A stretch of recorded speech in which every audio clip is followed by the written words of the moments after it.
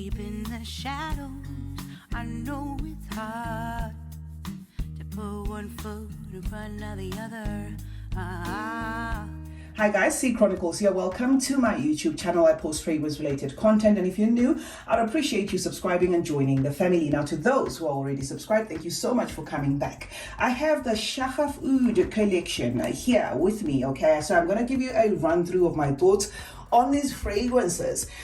These two we already have full reviews on, so it's not going to be extensive when it comes to these two, but I am so excited to do this video, especially because I want to give you an update of how Vanilla Toffee has turned out. I did review this fragrance at Beauty World as well as in Dubai when I was at Lulu supermarket, and it was a first impressions. So I did promise you guys that I will come with a maceration update. This fragrance has kept the toffee. The toffee is still creamy, okay, but now the coffee note is becoming a little bit more apparent, but the coffee note as well doesn't turn this into a coffee scent. I'm just saying, when I reviewed it, initially it was more of toffee, a rich yummy toffee with that vanilla and a sweetness and stuff, but now to the surface is that creamy coffee that is now adding to that toffee. It still remains a yummy scent. It still keeps the milky accord. It still has a very vivid brown sugar note, this one, and the vanilla is still vanilla-ing, guys. Remember, this has a double dose of vanilla as well as that vanilla caviar listed as a note or incorporated as notes in this. It also has the dates, guys, the fruits that is, and they're now coming again to the surface as a little bit more sticky, adding like a dreamy, sugary feel. And the wrap up of this fragrance is that of faint woods and the tonka, but still those faint woods and the tonka are not enough to disturb the gourmand nature of vanilla toffee, right? So yes, that is what I can say about it. It also has a slight bitter tone of that nutty walnut, with the working together with a resinous cardamom. So it still maintains a gourmand lover's dream. If you love your gourmand fragrances, certainly go for this fragrance. It's not going to let you down. One of the best from Swiss Arabian, more so that it is very much gourmand in nature. I know they have given us Oud Bouquet, which is also a little bit gourmand with that lactonic praline, but it doesn't match when it comes to this. This is outright yummy, outright gourmand, sweet, toffee, drippy, vanilla, that sort of thing. The lasting power is still so impressive, so no qualms about this. Okay, so let me get into this little discovery set and see the ones. The reason why I did the video like this, guys, is because these are little vials, so it will be very difficult for me to do the video with me in shot and have myself standing there and you wouldn't be able to see the fragrances. Okay, so this is Shaghaf Oud Azraq, and the good thing about Azraq is we have it here in full size. Not much to say about this. Maceration has made this one even more potent. It is a honey, oud, ember, cinnamon, leather, vanilla, spicy type of a fragrance, quite challenging, has a gourmand accord to it, but this is one that you may have to test if you are a woman. Okay, it's not like a safe gourmand. It does come across as gourmand outright, like in a masculine style of way, but if you love your honey and you think you can extract it amidst the spices, amidst the woods, then certainly you can go for Oud Azraq, guys. And we have a full review, as I said, so we're not going to dwell much into that particular one. There are two here that I'm very interested in that I would love for you to know. Yeah, this is one of them, Oud Elixir. And Shaghaf Oud Elixir is one of those fragrances that a lot of you guys have been asking, did we need? What is the difference between the Shaghaf Oud Elixir and the already existing Shaghaf Oud, right? I don't have my Shaghaf Oud. I broke that one, and I've still, been asking myself whether I actually need it. But what I'm going to do is, if I have to add that particular one, I think I'll go for the Oud Elixir. Now, what you get in this one, guys, is that triple Oud. So this one has the oud in its intensity, adding a potency to this fragrance. The vanilla in here is also more prominent. The rose is more prominent. It doesn't change the direction of the original Shaghaf Oud, as in you'll get wafts of the Shaghaf Oud however intensified.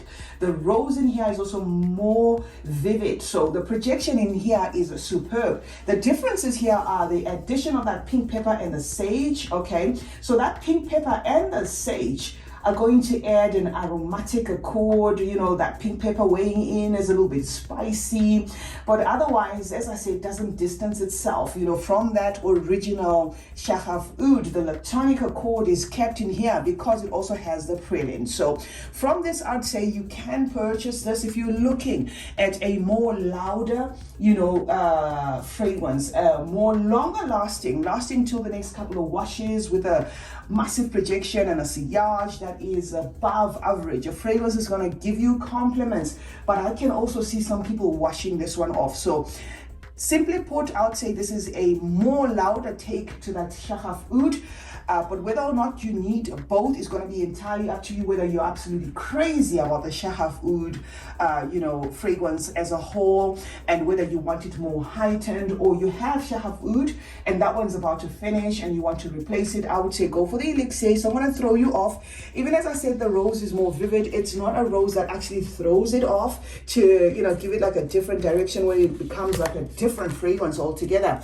Now the next little vial, let's see what that one says. Okay, this one is Ahmar. Okay, Ahmar we already have here, which is in this bottle. Okay, so this is a Shaghaf Oud Ahmar. Well, basically when it comes to Ahmar, guys, expect a fruity top there, peach, melons, and apple, rose, vanilla, and you know, woods with an emery wrap up to everything. This is the one I'm you know, wowed about, because when I actually ordered this, I was expecting it to be a fragrance with a unique DNA, but what I got is just a refined feel of that already existing Herba Pura DNA. So if you want a full review of my Shaghaf Oud Ahmar take, I'm going to link the video that I did in the description, and then of course you can sit through those 10 minutes and hear my thoughts.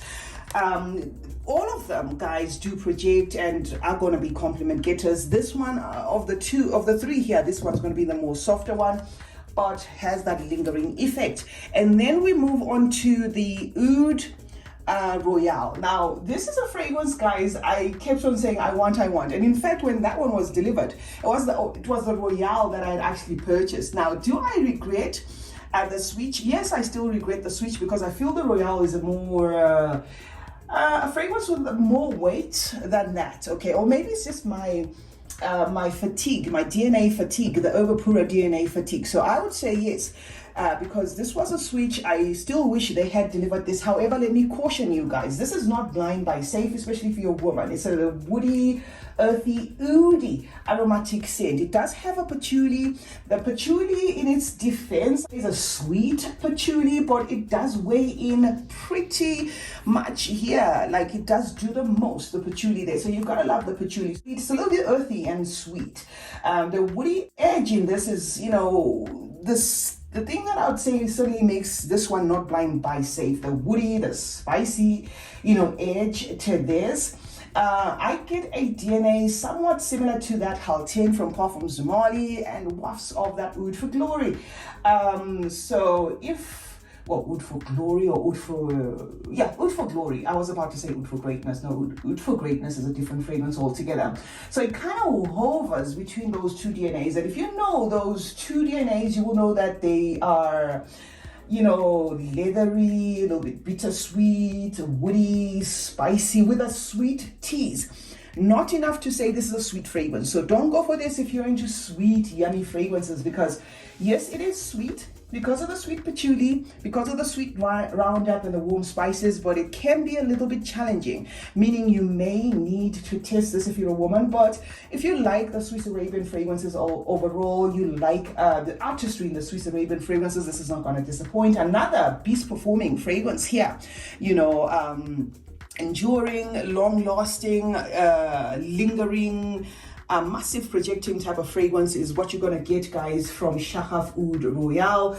But it does, you know, to my nose, lean 75% masculine. Unless you're a woman and your nose is adapted to a lot of fragrances, then you're not going to have a problem with it. The last one on the lineup, guys, is going to be Shaghaf Oud Tonka. Another one we have a full review of. This I cannot fault, guys. This is blind buy safe. This is genderless.